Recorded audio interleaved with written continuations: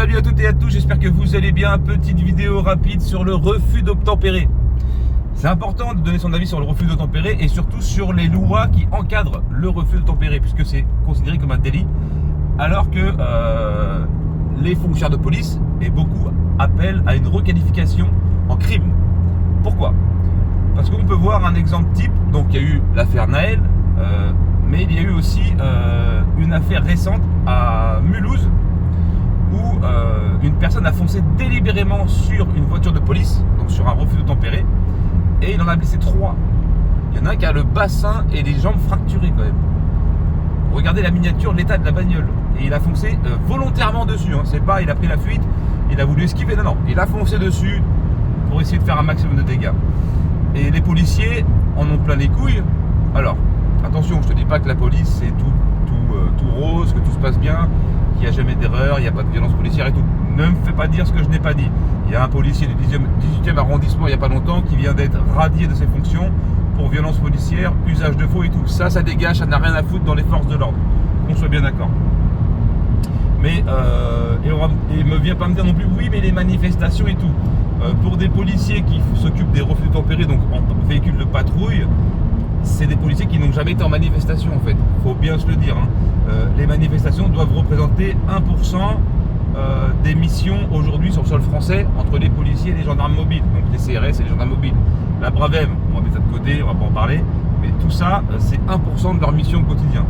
Le refus d'obtempérer, il faut qu'ils soient requalifiés en crime parce qu'ils ont peur et ils se font souvent renverser, traîner, tuer parce qu'ils n'ont pas le droit de réagir.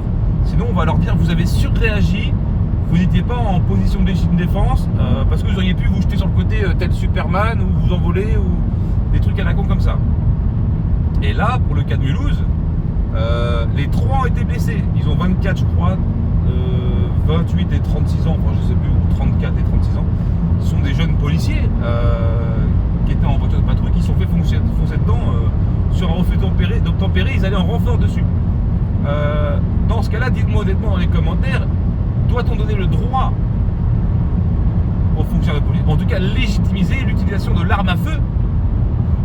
Doit-on, je dis pas faisons-le, je dis doit-on revoir, en tout cas pour moi oui, il faudrait revoir l'état de légitime défense sur le refus d'obtempérer face à un véhicule. Un véhicule en général c'est 1,5 tonne, 2 tonnes. Même pour les petites voitures c'est 1,2 tonne, un truc comme ça. Comment voulez-vous rivaliser à pied avec un véhicule fou ou un mec qui a complètement pété les plombs, qui a cintré, pardon pour les essuie-glaces, je ne sais même pas, qui a complètement cintré et qui n'a plus rien à perdre. Les policiers, eux, qui sont des pères de famille ou des mères de famille, sous l'uniforme, ont envie de rentrer chez eux le soir, même s'ils ont signé pour un métier qui est dangereux. Il faut se dire, à un moment donné, tu peux pas laisser faire comme ça indéfiniment et impunément. J'espère, encore une fois, je reparle de l'affaire de Naël, que le policier sera acquitté.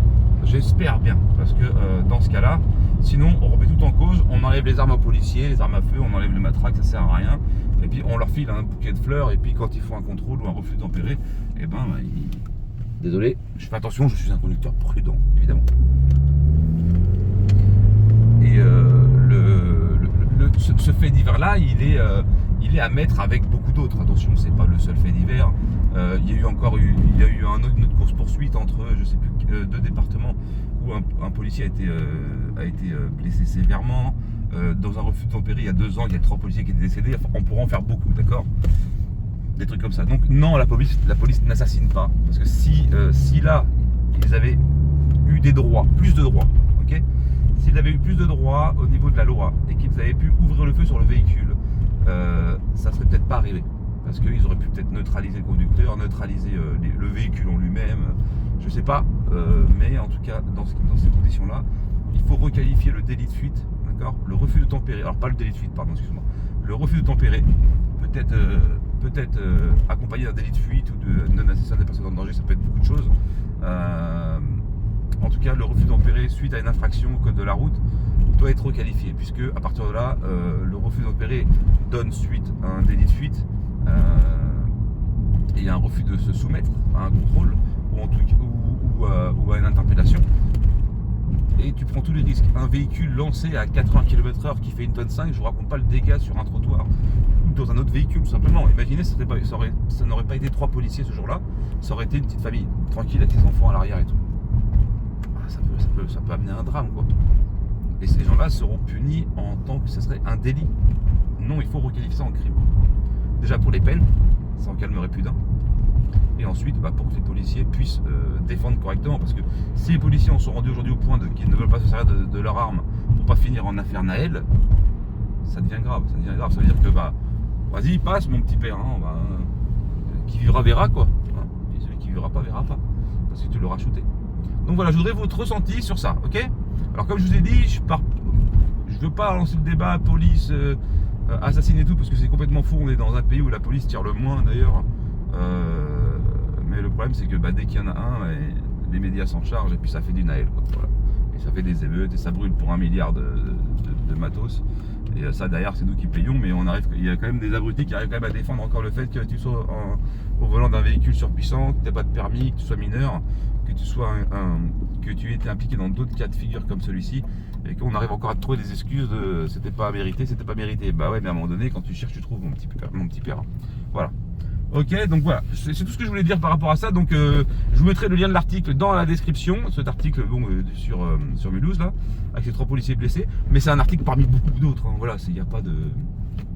je veux dire, il y en a plein d'autres comme ça dans ce cas-là, mais où souvent les policiers finissent blessés, mais ils n'ont aucune reconnaissance au final, voilà. Et puis ils attendent le procès, et puis souvent les mecs sont dehors 2 semaines après, 3 semaines après, ce qui est malheureux. Bref. Voilà, donc vous me dites ça en commentaire, n'hésite pas à t'abonner, à laisser un petit like, ça fait toujours plaisir. Et puis on se retrouve plus tard pour une prochaine vidéo. Tchuss.